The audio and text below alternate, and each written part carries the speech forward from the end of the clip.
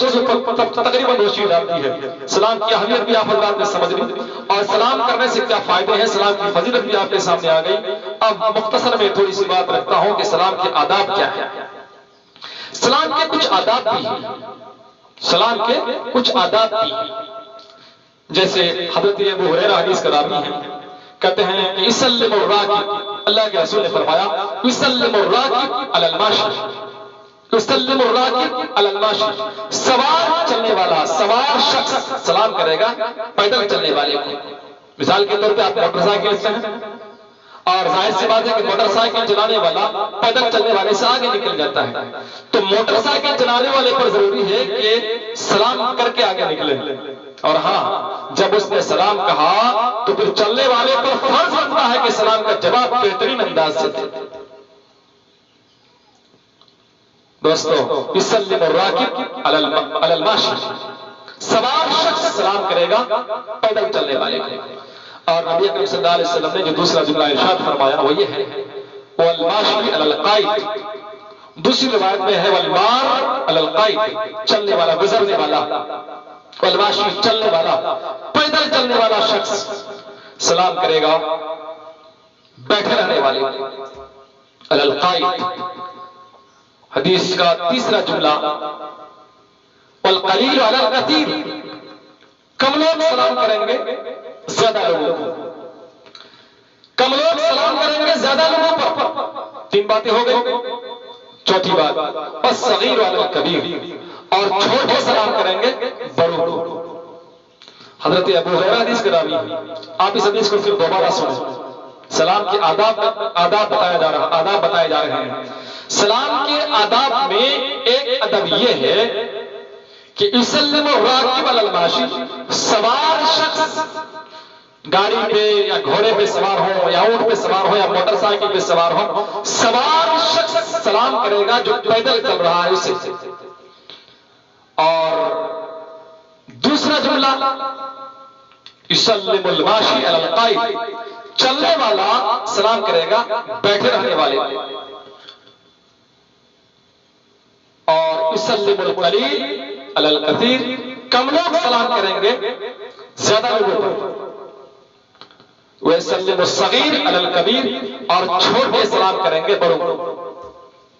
اس کا مطلب صرف یہی نہیں کہ چھوٹے ہی بڑوں کو سلام کریں اور بڑے سلام چھوٹے کو نہ کریں، نہیں. اللہ کے رسول صلی اللہ تعالی علیہ وسلم چھوٹے چھوٹے بچوں کو بھی سلام کیا کرتے تھے. جو میں نے ابھی حدیث بتائی ابو ہریرہ کی، یہ حدیث متفق علیہ، بخاری اور مسلم کے حدیث آ گئی ہے. سلام کے آداب میں سے ادب یہ ہے کہ گفتگو شروع کرنے سے پہلے آپ سلام کریں. سلام کرنے کے بعد ہی گفتگو کا آغاز اور گفتگو کی شروعات کریں. یہ نہیں کہ ملاقات ہوئی، ماشاءاللہ کہاں سے آئے، کون ہے آپ، کہاں سے، السلام علیکم، یہ طریقہ نہیں. ہمارے سماج میں ایسے لوگ بھی مل جاتے ہیں، خبر خیریت پوری لے لی جاتی ہے، اس کے بعد پھر سلام کہتا ہے. یہ طریقہ سنت کے خلاف ہے. آداب سلام، یعنی سلام کرنے کے آداب ایک ادب یہ ہے کہ آپ گفتگو کی شروعات کریں تو سلام کے ذریعے سے کریں. پہلے سلام، اس کے بعد بات چیت. اور اسی طریقے سے سلام کی آداب میں ایک ادب یہ بھی ہے، جب آپ خالی گھر میں داخل ہوں، جس گھر میں کوئی ہے نہیں، تو آپ کہیں السلام علینا وعلی عباد اللہ الصالحین. سلام کی آداب میں ایک ادب یہ ہے کہ سلام کرتے وقت اور سلام کا جواب دیتے وقت مسکرائیں. مسکرا کر سلام کا جواب دیں اور مسکراتے ہوئے سلام کہیں. بہت سارے فائدے ہیں. سلام، چونکہ سلام کرنے والا شخص امن و سلامتی کا پیغام دیتا ہے سامنے والے کو، تو اب ظاہر سی بات ہے کہ امن و سلامتی کا پیغام جو دیا جا رہا ہے، دینے والا دے رہا ہے، اگر منہ بنا کے رکھے تو پھر سامنے والا کیا سوچے گا. اس لیے طریقہ یہ ہے کہ آپ جب سلام کریں یا سلام کا جواب دیں تو مسکرا کر سلام کا جواب دیں. سلام کے آداب میں ایک ادب یہ ہے کہ جب کسی کو سلام پہنچایا جائے، جیسے میں کسی کو کہہ رہا ہوں کہ میری طرف سے سلام فلاں شخص کو دینا، سلام میری طرف سے فلاں شخص کو پہنچانا، یا فلاں شخص کو میری طرف سے سلام کہہ دینا، تو جس کو میں نے یہ کہا इस पर जिम्मेदारी डाली गई। चाहिए कि ये शख्स पूरी जिम्मेदारी अदा करे और जिसका मैंने हवाला दिया है वहां तक ये सलाम पहुंचाए। ये सलाम के आदाब में से अदब है। और हाँ, जब वो सलाम वहां जाके अर्ज करे तो जिसको मैंने सलाम कहा है वो जवाब इस तरह देगा, अलैका व अलैहिस सलाम। इस सलाम के आदाब में से अदब ये भी है। और सलाम के आदाब में से एक अदब, गैर मुस्लिमों से सलाम में पहल न करें।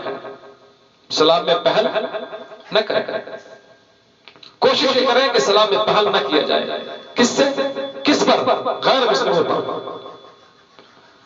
सलाम के आदाब में एक अदब यह है कि इख्तिलात वाली मजलिसों, जहां मुसलमान और काफिर सब एक जगह बैठे हों, होता भी ऐसी मजलिसें लगती हैं जहां मुस्लिम भी होते हैं और गैर मुस्लिम भी होते हैं, तो आप अस्सलाम वालेकुम कहें, कोई दिक्कत नहीं। लेकिन खासकर किसी गैर मुस्लिम से आपकी मुलाकात हो तो आप सलाम में पहल हरगिज न करें। और लास्ट में मैं एक बात बताना चाहता हूं, यह है कि अल्लाह की नजर में सबसे ज्यादा करीब कुर्ब खुदाबंदी, कुर्बत इलाही का जरिया सलाम में पहल करना है। सलाम, जब किसी भाई से मुलाकात हो तो आप ये सोचो कि झट से मैं सलाम करूं, यानी कि सलाम में पहल करने की सोचे। नबी अकरम सल्लल्लाहु अलैहि वसल्लम ने फरमाया कि सबसे ज्यादा अल्लाह के करीब वो लोग होंगे, अल्लाह की कुर्बत के मुस्तहिक वो लोग सबसे ज्यादा होंगे जो सलाम में पहल करते हैं। यह हदीस अबू दाऊद की है, हदीस नंबर 5197। दोस्तों,